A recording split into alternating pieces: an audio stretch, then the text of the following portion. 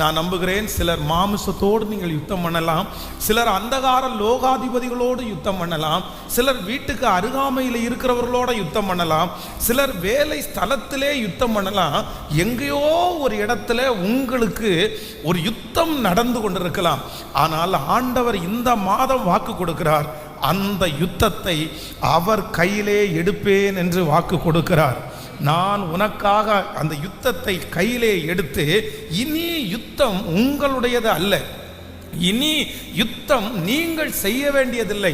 ஆண்டவராகிய தேவன் வாக்கு கொடுக்கிறார், நான் உனக்காக யுத்தம் பண்ணுவேன்.